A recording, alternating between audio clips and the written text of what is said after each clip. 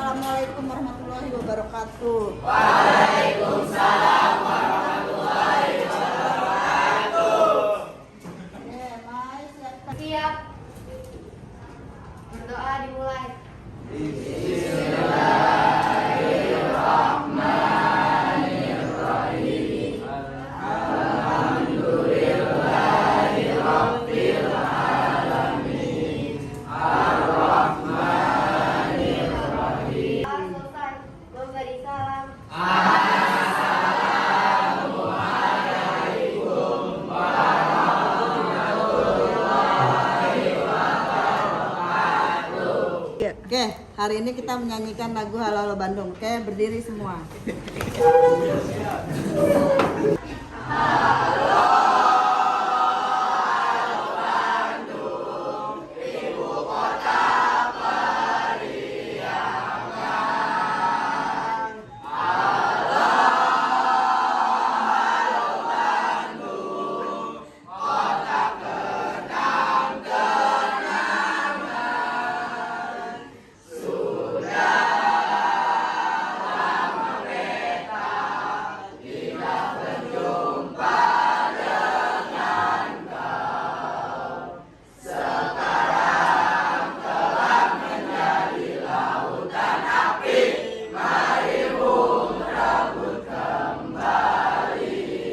Udah masuk? Oh, nggak ada. Ada, Bu.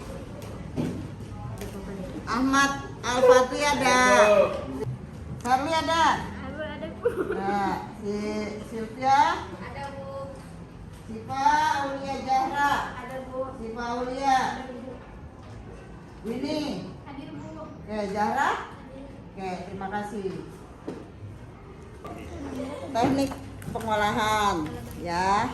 Kan kalau kita memasak itu berarti harus diolah dulu ya, terutama untuk wanita. Kalau wanita itu wajib untuk menguasai kamu memasak. Pertama kamu kan harus mengolah dulu tuh, ya kan? Diolah baru jadi makanan jadi. Teknik pengolahan di situ mengolah hasil samping serelia, kacang-kacangan dan umbi menjadi produk pangan yang diperlukan dalam pengetahuan teknologi dan pangan yang memadai. Kamu tahu namanya serelia itu bentuknya seperti apa?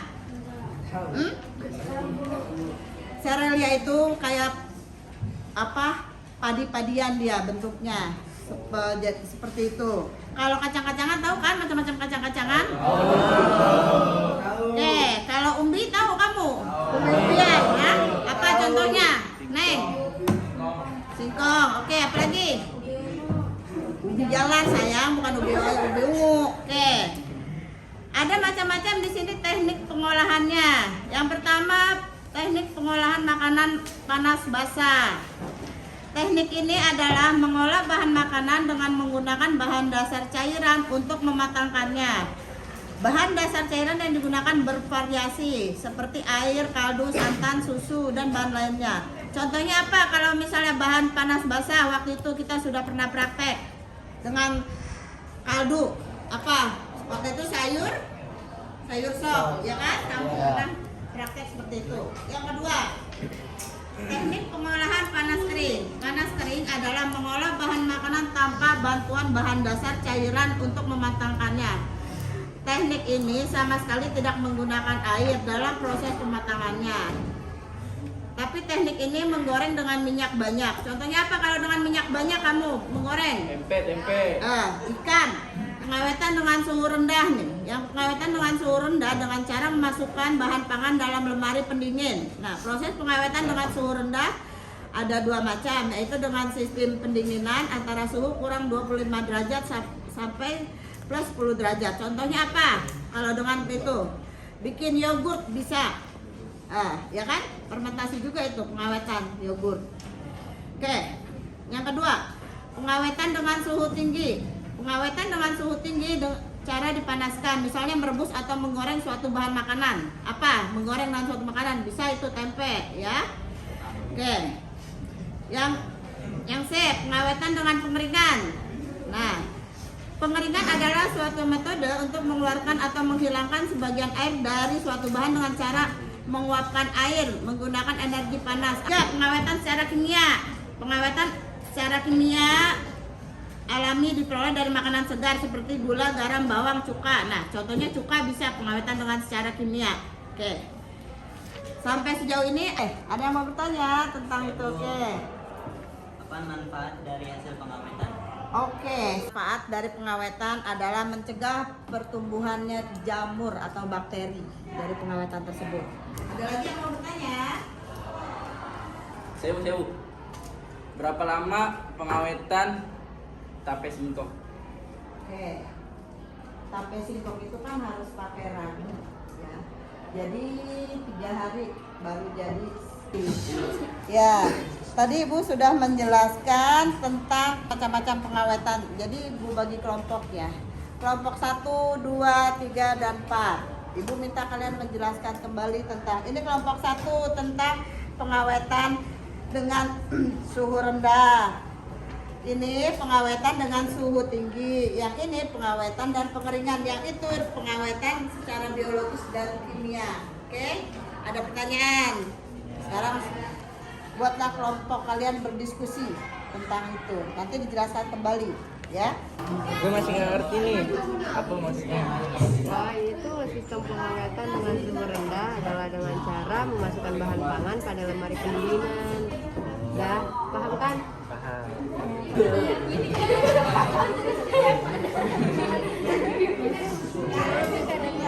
Gue kan maju ke depan. Nah, terus nanti kalau gue misalnya jelasin pengawetan secara kimiawinya begini-begini tuh setuju nggak sih?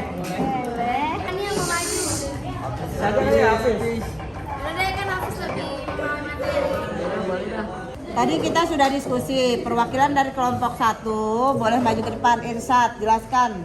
Pengawetan dengan suhu rendah itu adalah dengan cara memasukkan bahan pangan pada lemari pendingin. Prosesnya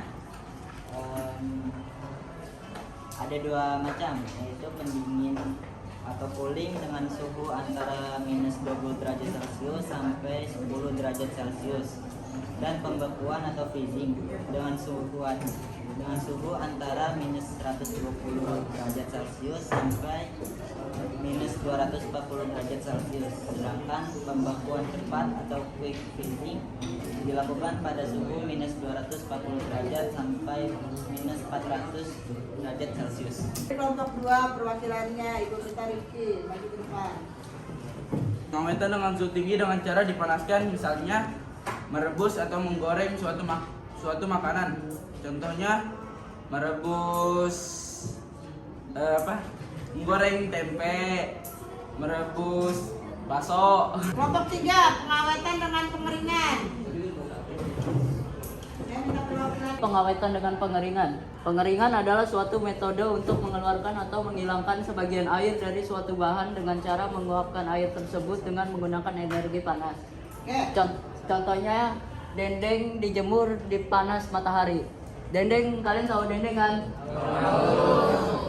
Dendeng itu biasanya pakai daging kerbau, sapi, dan lain-lain.